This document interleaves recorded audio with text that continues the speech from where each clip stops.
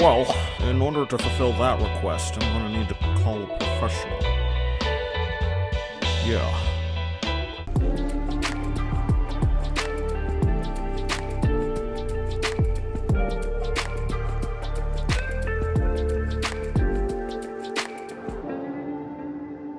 Hello and welcome back to the Video Game OR, the series where we pull back the curtain and show you the process in repairing and restoring video game consoles and accessories. This episode will be structured a bit differently as we talk about our experiences in modding a 360. This is not a tutorial, we are just talking about the process that goes into modding. If you are interested in modding a 360, please look into it for yourself before you start, as the process can get quite complicated. For this task we had to call in a specialist, as when I went to look into the modding process, I was lost beyond belief.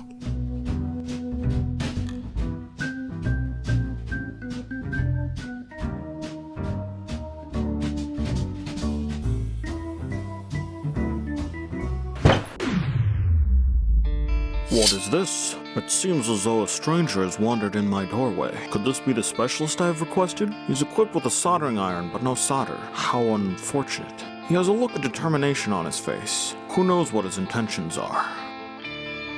Oh, he was just thirsty. The first thing we had to do was strip the console down like my ex-wife, then remove the motherboard from its metal casing.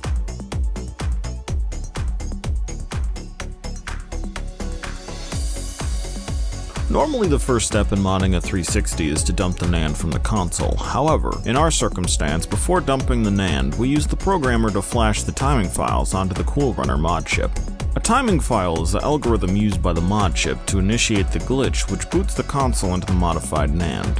Now, why are there so many timing files, and what are the differences between them? They change the boot speed, so like some of them will take like a minute, some of them take like a few seconds, some are like instant boot. To dump the NAND, we had to solder some wires to various points on the board and attach the NAND programmer to them in order to read and dump the NAND to the laptop. Could you tell us what the process is of modifying a NAND file? So you extract the NAND file from the board, you put it onto the computer, then you use the NAND file to modify it. So you use the same program to modify that NAND file, and then you just flash it back onto the board. Once the NAND was dumped, we had to prep the mod chip by tinning 6 points and attaching wires to them for the chip to be installed into the console.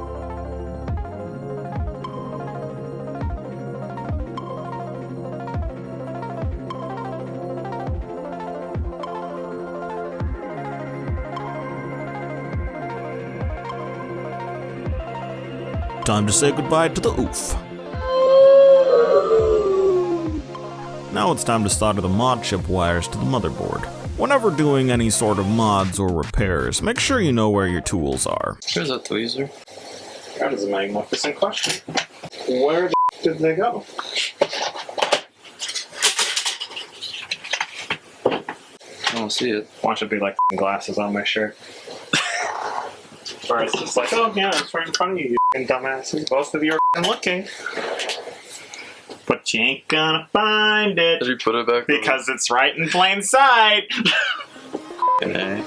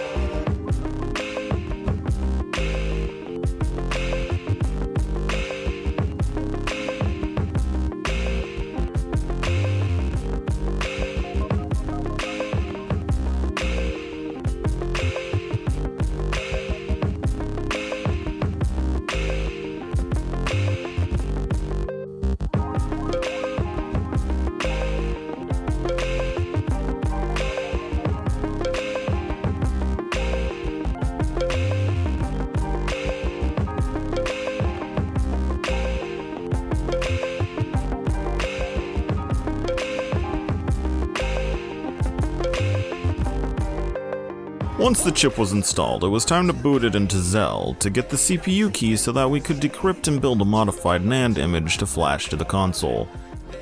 We got Zell. That's good.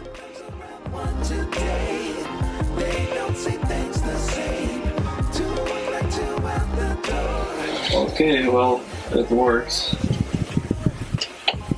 So, that's fun. I found a few locations for works near you. We only had a few problems getting the modified NAND to work.